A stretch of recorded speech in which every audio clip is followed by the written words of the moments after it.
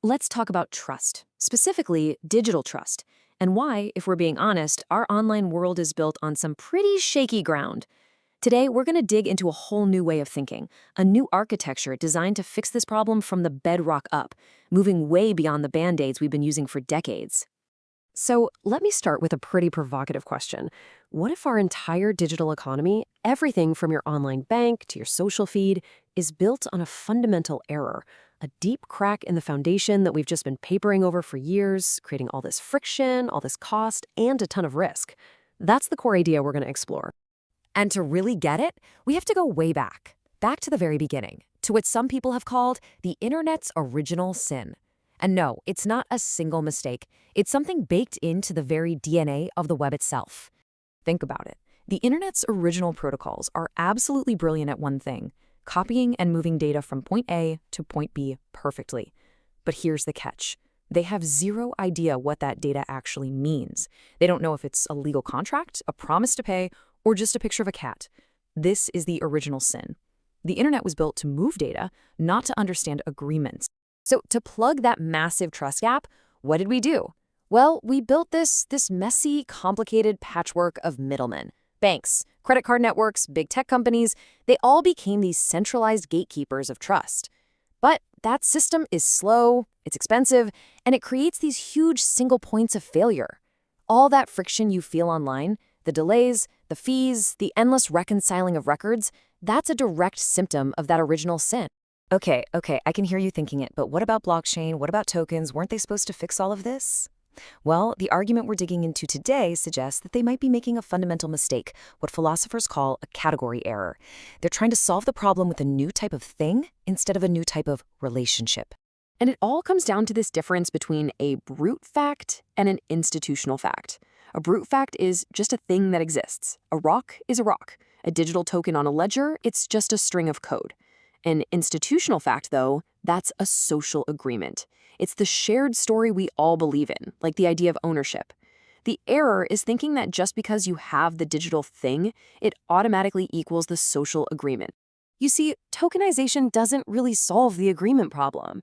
It just moves the record of that digital brute fact, the token, from a bank's private spreadsheet to a public decentralized one. It's still just tracking a digital object, which means it inherits the very same original sin of not understanding the real-world promises that actually matter. Let's make this super concrete. Imagine your house is tokenized. Great. Now, a thief steals your private key and sends that token to their own wallet. According to the brute fact reality of the blockchain, the thief now owns your house. The code says so.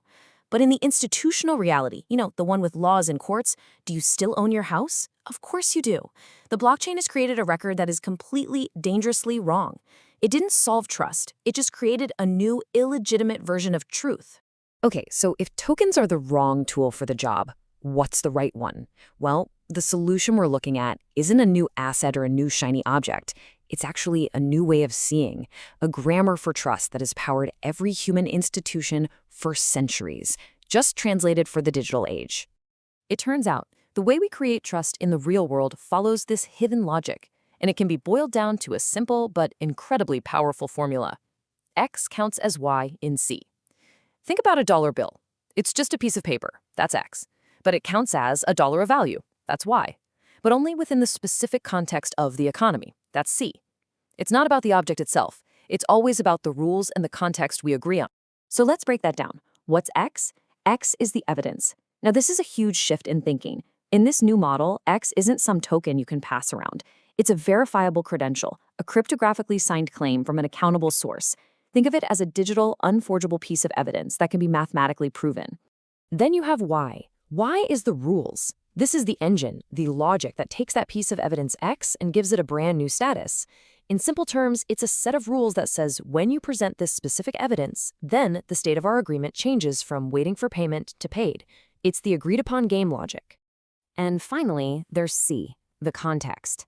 And honestly, this might be the secret sauce that makes the whole thing work.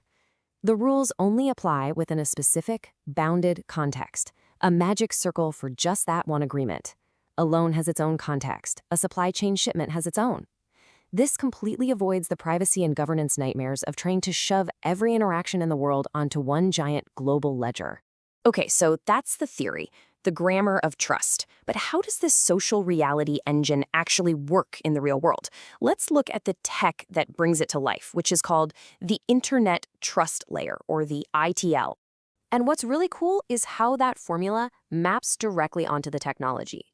X, the evidence, is implemented as something called a verifiable credential. Y, the rules, becomes the deterministic logic inside a finite state machine. And C, the context, is managed by a piece of software called a context agent, basically a private, disposable container for one single agreement. So picture this. On one side, you've got a person agent, which is like your digital self holding your keys and your credentials. On the other side, you've got a context agent, which holds the rules for one specific deal.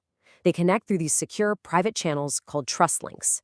So instead of shouting everything to a public blockchain, it's a direct, private, and consensual handshake. Now, you might be wondering, okay, but who's in charge? Who runs this thing? And the answer is nobody. That's where system agents come in. They're like the scaffolding for the whole network. They handle background stuff like creating new agents or managing contract templates. But crucially, no single agent is in control. It's a resilient, decentralized infrastructure. And this is the part that connects it all to the world we live in today.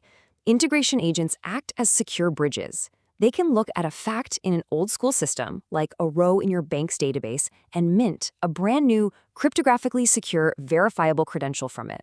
This is huge because it lets companies layer these new trust rails right on top of the systems they already have. Okay, so we've got the theory and we've got the technology, but what does this actually mean for us? Why does this new architecture matter? Let's zoom out and look at the real-world impact. For an industry like finance, the benefits are just massive. Fraud plummets because you simply can't forge a cryptographic credential. Costs get slashed because all that mind-numbing manual compliance and reconciliation work just gets automated away. Settlement can happen in seconds, not days, because the transaction is the settlement. And this opens the door to entirely new business models built on money that's programmable and flows based on verifiable rules. Let's just walk through buying something online. Instead of a messy chain of disconnected APIs and emails, it becomes this smooth, automated flow of verifiable credentials. The buyer confirms checkout, the bank approves payment, the warehouse verifies stock, the shipper confirms delivery. Each step is a cryptographic proof that moves the contract to the next state, until, boom, it settles automatically and instantly. It's seamless, it's auditable, and it's just incredibly efficient. So we end up right back where we started, but with a whole new perspective. What if instead of constantly patching over a foundation that was never built for trust, we could build trust right into the fabric of the internet itself? This new layer offers a blueprint for exactly that future, one where our agreements are verifiable, our privacy is protected by default, and our digital world is built not on fragile objects, but on a solid foundation of trustworthy promises. And you've got to ask, what could we build then?